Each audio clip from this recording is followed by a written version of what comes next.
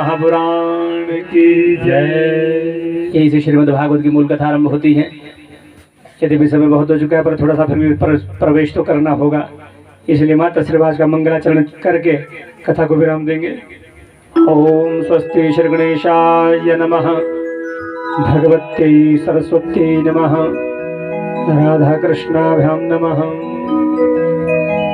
जन्माद्यस्य यतोऽन्वयादितरतः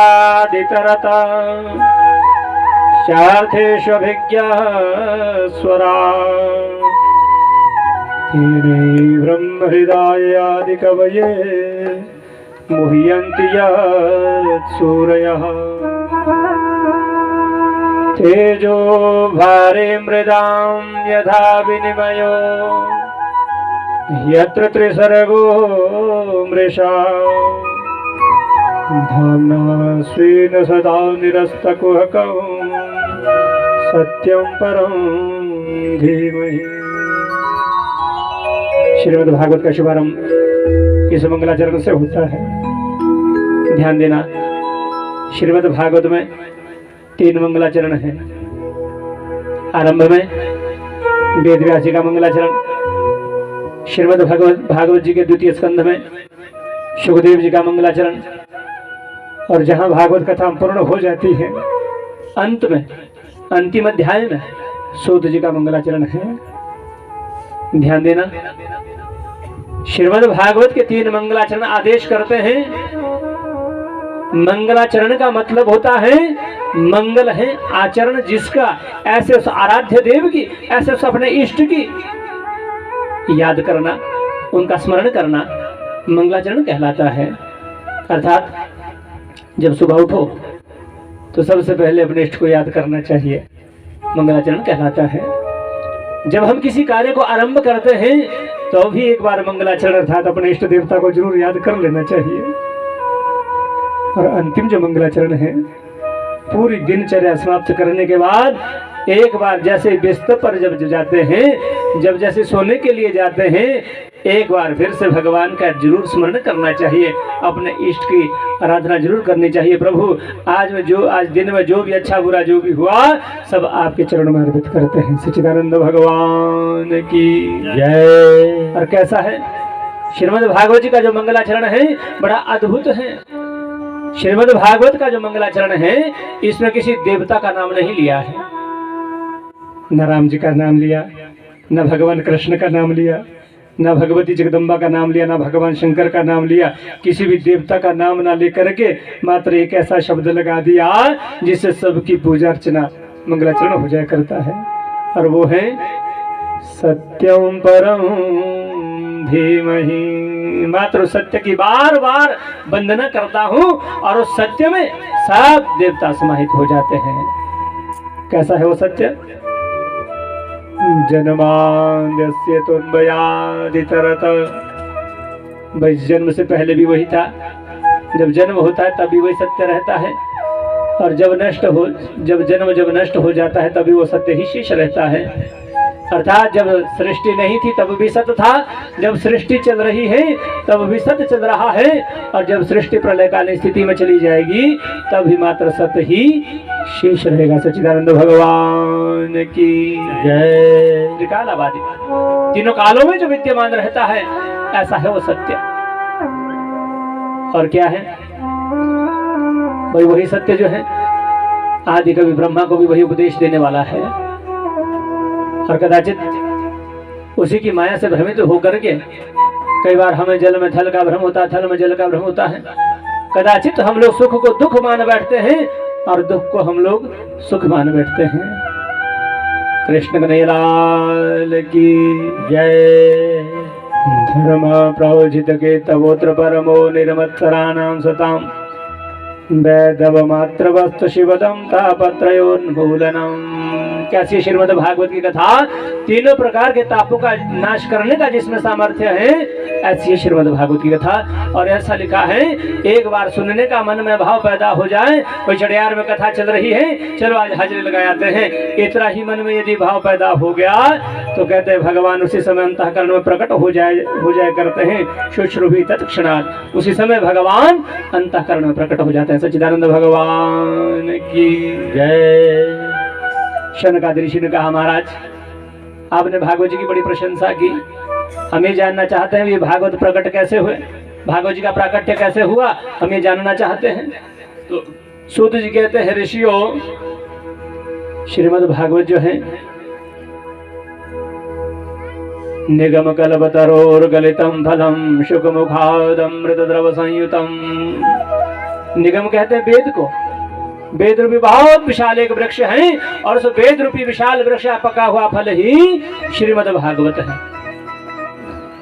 कोई वेद रूपी वृक्ष तो बहुत विशाल है और उसमें सबसे ऊपर जाकर के पका हुआ फल है श्रीमद् भागवत। तो नीचे कैसे आया, हम तो कैसे पहुंचा, शुक मुखात, शुक का मुंह लगने से ये फल हमारे पास नीचे आ गया। और ध्यान देना, शुक कहते हैं तोते को, तोता जिस फल में मुंह लगाता है वो फल बहुत मीठा हो जाता है।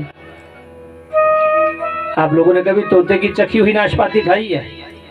प्रेम से बोलो जय श्री कृष्ण। जय श्री। आपने कभी तोते की जूठी नाशपाती कभी खाई होगी, बहुत मीठी होती है। अर्थात तोता जिसमें मुंह लगाता है वो फल बहुत मीठा हो जाता है। या हम यूं समझे, तोता मुख लगाता है उस फल में होगा जो पहले मीठा होता होगा। यानी तोते का मुंह लगने से भागवत रूपी जो फल है और भी मीठा हो गया। तो शौनकादि ऋषि ने कहा, महाराज फल में तो कोई गुठली होती है, कोई छिलका होता है, आप ये बताइए भागवत रूपी फल में गुठली और छिलका क्या है, वो पहले छोड़ दें। आम तो आप लोगों ने खाया ही होगा, प्रेम से बोलो जय श्री कृष्ण। जय श्री। भाई आम जब हम खाते हैं तो बाहर से छिलका उतार देते हैं, अंदर गुठली होती है उसको फेंक देते हैं। शौनकादि ऋषि ने कहा, तो महाराज इसमें गुठली और छिलका क्या है, आप वो भी आदेश कर दें, पहले छोड़ देंगे। सूत जी कहते हैं, ऋषियों मात्र दुनिया में भागवत रूपी एक ऐसा फल है, न गुठली है न छिलका है, और भागवत रूपी जो कथा अमृत है इसको खाने के लिए नहीं, पिबत भागवतम रसमालयम। भाई भागवत रूपी कथा अमृत को पीते चलो पीते चलो।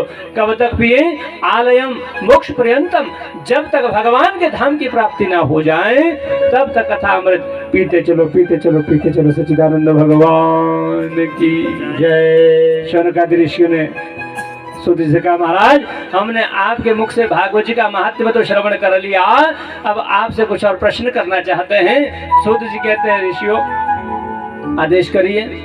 तो शौनकादि ऋषियों ने 6 प्रश्न किए हैं, ध्यान देना। और इन्हीं 6 प्रश्नों के उत्तर में ही पूरी श्रीमद् भागवत कथा विराजमान है। और उन 6 प्रश्नों में सबसे पहला प्रश्न है, मानव की मुक्ति का सर्वोत्तम साधन क्या है, पहला प्रश्न। और दूसरा प्रश्न, जब हम मंदिरों में जाते हैं तो बहुत सी मूर्तियां लगी होती हैं। पहली बात हुई कि हमारे पास समय होता कम है, पर अगर मंदिर में चले गए तो भी बहुत से भगवान हैं। हमारे सनातन में राधा माधव भी है, राम दरबार भी है, भगवती के भी कई विग्रह हैं। माना भगवान शंकर के मंदिर ही हम चले गए, भाई एक तो समय कम है और जल्दी जल्दी में एक जल का लोटा लेकर के यदि भगवान शंकर जी के मंदिर चले भी गए तो भगवान शंकर पे जैसे जल गिरते, ओम नमः शिवाय ओम नमः शिवाय ओम नमः शिवाय, और जैसे लोटा खत्म किया भगवान को प्रणाम किया, उठ करके देखा, हे भगवान जल तो खत्म हो गया, गणेश जी तो रह गए सूखे। और तब तक देखा, हे भगवान पार्वती जी भी सूखी रह गई, जल तो बचा ही नहीं है। उधर देखा नंदी जी बैठे हैं, कार्तिकेय जी बैठे हैं, हनुमान जी बैठे हैं।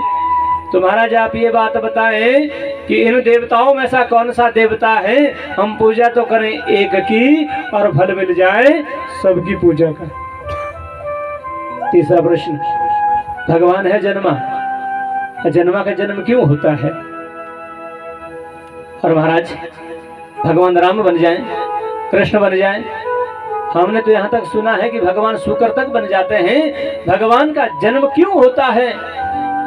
और चौथा प्रश्न, यदि आप ये कहें कि जन्म नहीं भगवान का अवतार होता है, तो भगवान के कितने अवतार होते हैं? कोई बोलता है 2 अवतार हुए, कोई बोलता है 8 अवतार, कोई 10 अवतार की कथा बोलता है, कोई 24 अवतार की कथा कहता है, कोई यूं कहते हैं हरि अनंत, हरि कथा अनंता। आप ये बताइए वैदिक परंपरा के अनुसार भगवान के कितने अवतार हैं? 5वां प्रश्न, भगवान कृष्ण बहुत समय तक धरा पर राज्य किया। और शौनकादि ऋषि ने कहा, महाराज 5वें प्रश्न में हम ये जानना चाहते हैं कि शास्त्रों का बखौड़ा बहुत है, शास्त्रों को समझना बहुत कठिन विषय है, समय कम है। आप ये बताइए इन शास्त्रों का मूल तत्व क्या है, इन शास्त्रों में जो मूल बात है वो क्या है, हम एक ही शब्द में उसको जानना चाहते हैं। और अंतिम प्रश्न, भगवान कृष्ण ने 124 वर्षों तक धरा पर साम्राज्य किया, और जब भगवान कृष्ण धरा छोड़ करके चले गए तो धर्म कम शरणम गतः, उसके बाद धर्म किसकी शरण में रहा होगा, धर्म कहाँ रहा होगा, हम ये जानना चाहते हैं। ये हमारे 6 प्रश्न हैं, आप बड़े प्रेम से निवेदन करें, आप बड़े प्रेम से हमें इसके उत्तर दें, हम आपसे ये निवेदन करना चाहते हैं।